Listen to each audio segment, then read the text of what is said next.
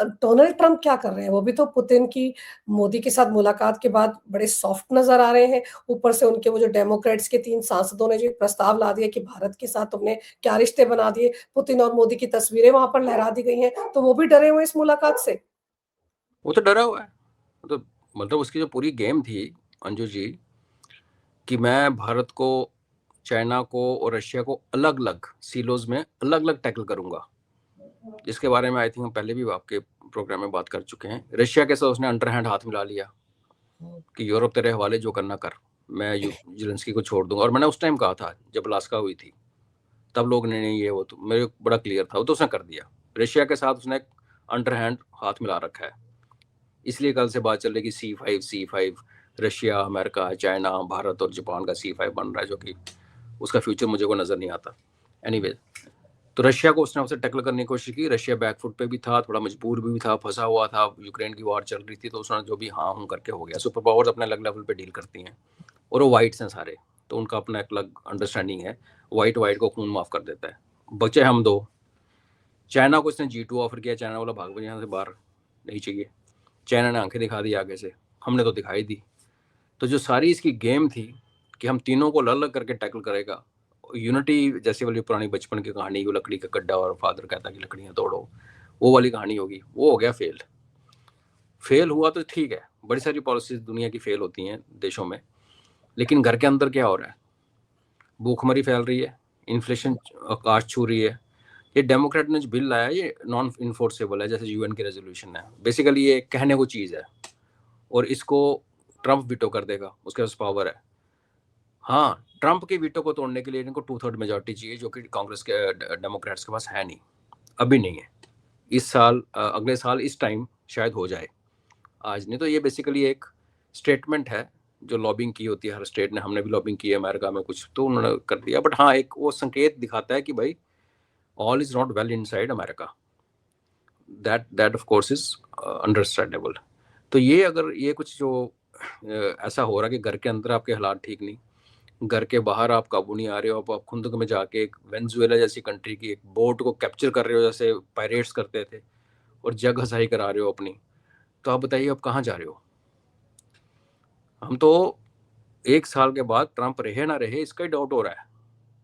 अब अमेरिकन ही नहीं चाहते कि ये रहे अंदर, तो वो ऐसा बंदा क्या करे? आपने देखा उसने कोई कोई ट्वीट नहीं की, कुछ ट्वीट नहीं की। जब चाइना, इंडिया और रशिया की फोटो आई थी, तीनों प्राइम मिनिस्टर और चेयरमैन की, वहां पे जब SCO में मिले थे, तो इसने बड़ा लंबा चौड़ा ट्वीट भी किया था कि देखो सारे मिलके ये कर रहे हैं मेरे खिलाफ। इस बार मुंह नहीं खोला। और मोदी जी को देखो, वो कहते हैं जी हमें ऑफिशियल विजिट नहीं चाहिए पुतिन की, इसकी स्टेट विजिट करो, हाईएस्ट जो प्रोटोकॉल में होती है, 21 घंटे तोपों की सलामी होती है जिसमें, वो भी दी। तो हमारे वाले कौन से काम है? तो ट्रंप जी डिप्रेशन में हैं, पर्सनल लाइफ में प्रॉब्लम चल रही है। हाँ, उसका बिजनेस गेन कर रहा है, वो आगे पीछे से लूट मार करके मुल्ला मुनीर हो गया, और 2-4 से जो कर रखे हैं उसमें वो पैसे कमा रही है उसकी कंपनी से। US का बुरा हाल हो रखा है एज अ कंट्री अपने अंदर, और एज ए सुपर पावर इसकी वो बात नहीं सुनता। तो अब वो परेशान तो हो गए, इसलिए चुप बैठा है। उसने फ़ोन किया मोदी जी को, मोदी जी ने ट्वीट किया एकदम से, क्योंकि वो पता था अगर मैंने ट्वीट नहीं किया तो कुछ और लिख देगा। हाँ। कि मैंने भारत और पाकिस्तान बस लड़ने वाले थे, मैंने रुकवा ली। क्या भरोसा है इसका? उसने जवाब नहीं दिया। मोदी जी ने कोई माई फ्रेंड माई ब्रदर कुछ नहीं बोला जैसे पहले बोलते हैं।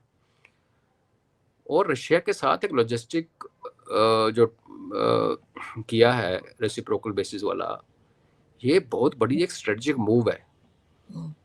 इसको अगर आप ध्यान से देखें, कहने को लॉजिस्टिक है, कहने को जी हाँ जी बेस थोड़ी बना रहे हैं हम, थोड़ी कोई आर्टिक में जाकर बेस बना रहे हैं, जब अमेरिका थोड़ी या रशिया थोड़ी आगे बे ऑफ बंगाल में बेस बनाएगा। लेकिन जब रशियन एसेट्स यहाँ उनका जब फ्लीट यहाँ सेल करेगा बे ऑफ बंगाल में या अरबियन सी में, तो उसका इम्पैक्ट देखिए। आज से पहले बे ऑफ बंगाल में कोई सुपर पावर नहीं थी प्रेजेंट, अड्डा कोई नहीं है, और अरबियन सी में भी कोई अड्डा नहीं था भारत के दोनों तरफ। लेकिन ये माना जाता था कि पूरे का पूरा इंडियन ओशन, खास करके जब इंडिया और US का आपस में एग्रीमेंट हुआ स्ट्रेटजिक पार्टनरशिप का, कि पूरे का पूरा इंडो पैसिफिक जो है वो अमेरिका की राज है, उनका राजपाट है मिलिटरीली। बाकी तो पूरी दुनिया यूज करती है ट्रेड के लिए। अब उसके अंदर उसका कंटेंडर कॉम्पिटिटर पहले एक चाइना था, जो कह रहा था कि मलक्का स्ट्रेट को बंद करोगे तो मैं उड़ा दूंगा, न्यूक अटैक कर दूंगा। अब रशिया भी आ गया। और जो रशिया ने कल अटैक किया टर्की के ऊपर, और जो उसने ये गेम खेली है, आप ये देखिए कि पूरे पूरे का नेटो का फोकस कहाँ है। नेटो देख रहा है आर्कटिक रीजन में, जो रशिया के नॉर्थ में है, क्योंकि वो उनको लगता है कि यहाँ पे भी बर्फ पिघल रही है, यहाँ पे बड़ा कुछ होने वाला है। फिर वो देखते हैं बाल्टिक स्टेट्स में, जो अगेन नॉर्थ यूरोप की तरफ है, रशिया को टच, बेलारूस के ऊपर। इसने पंगा खड़ा कर दिया नीचे। तो ये जो गेम पलटी रशिया ने, और भारत ने जो उसकी सो कॉल्ड एक peaceful non military pact sign किया है, अब अमेरिका को इतना पता है कि अगर भारत को भी नहीं रोका गया, और वो रोकने के लिए उनको रिक्वेस्ट करनी पड़ेगी, ट्रेड टैरिफ को सीधा करना पड़ेगा, दबाव में तो भारत रोकेगा नहीं। अगर नहीं रोका गया और प्रेशर डाला गया भारत के ऊपर, तो आपको पता कि रशियन क्या करेंगे। वो रशियन आपको बोलने सरेआम कहेंगे कि आप Su-57 भी ले लो, खुद ही बनाओ, खुद ही उड़ाओ, दुनिया को बेचो। S-500 बनाओ, ब्रह्मोस 800 किलोमीटर वाला रेंज वाली ऑलरेडी बन गई है। तो उसके बाद फिर गेम पूरी यूएस के हाथ से निकल जाएगी। इसलिए उसका ट्रेड जो एडवाइजर है वो इस टाइम भारत में आ रखा है। वो को ट्रेड की बात करने नहीं आया, वो अपॉइंट ही अभी हुआ है। उसको क्या पता कि ये नेगोशिएशन कहाँ तक पहुंची है। अगर पता ही करना था तो वहीं पर यूएसए में पता कर लेता, उसकी पूरी टीम वहीं पे। वो यहाँ पे जो आया वो एक पर्सनल मैसेज लेके आया है। भारत को भी रिक्वेस्ट करेंगे ये कि करो यार, इतना मत करो, रशिया की फ्लीट को अब यहाँ मत लाओ। मुझे लगता नहीं भारत अब सुनेगा, क्योंकि हमने काफ़ी ह्यूमिलेशन सह ली, उन लोगों ने हमें ह्यूमिलेट किया और हम लोगों ने जवाब नहीं दिया। और जो मोदी जी का स्टाइल है ज़िंदगी में, लीडरशिप देश में काम करने का, कि वो गालियों गलोचों से गाली गलोच से विचलित नहीं होते, अपने टाइम पे बड़ा सही जवाब देते हैं। वही होता हुआ दिख रहा है। इसलिए ट्रम्प परेशान है। वो तो परेशान इसलिए भी है ना कि इतने सारे युद्ध रुकवाए, वो कंबोडिया और थाईलैंड का युद्ध भी तो नहीं रुका ना। उसी के एवज में तो बेचारे को वो तमगा मिलना था, नोबेल प्राइज़ मिलना था, वो भी नहीं हो पा रहा है। तो ये सारी चीज़ें भी तो दुखी कर रही होंगी, और ऊपर से आप सोचो कि पाकिस्तान के साथ क्या हो रहा है। तो ये सारी चीज़ें डोनाल्ड ट्रम्प को अगर दुखी कर रही हैं, और अगर वो कह रहे हैं उसके अपने कंट्री के लोग कि यहाँ यहाँ के हालात के लिए ये टैरिफ ही ज़िम्मेदार है, तो उसको पीछे हटने में दिक्कत क्या है? क्या उसको लग रहा है कि मैं नीचे गिर जाऊँगा या छोटा पड़ जाऊँगा? क्या लग रहा है आपको? जितने बड़े आप होते हो उतनी आपकी बड़ी ईगो होती है। हुँ। उल्टा चांसेस ये हैं कि अगर आज अमेरिका की पावर इंटैक्ट होती, देखिए अमेरिका की पावर कब खत्म होनी शुरू हुई। अमेरिका वर्ल्ड वार 2 को उबर का 1945 में दुनिया का बादशाह बन गया।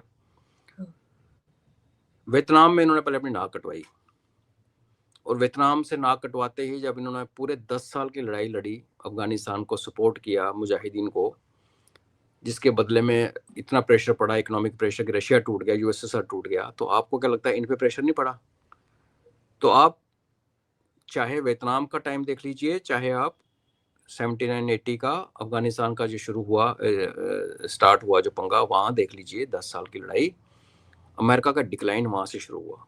अमेरिका ने इतना ज़्यादा मुंह में डाल दिया कि चबा नहीं पाया, क्योंकि हर देश की इकॉनमी उसकी वॉर को सपोर्ट करती है, उसका एक तरीका होता है। आप बुखला के पागलपंती में जाके अपने देश की इकॉनमी को बर्बाद नहीं कर सकते। इन्होंने इकॉनमी एक्चुअली पहले डॉलर पे दादागिरी शुरू कर दी, लोगों ने धीरे धीरे साइड पे मारनी शुरू की, तो उन्हें ईरान को सैंक्शन कर दिया, जिसने मुंह खोला उसको सैंक्शन करके फिर कभी इराक में घुस गए, कभी आप इराक में 2 बार घुसे, फिर आप अफगानिस्तान में घुस गए, अब लड़ते रहे। तो पैसा कहाँ से आ रहा था? ये डेट कहाँ से आया इनके ऊपर?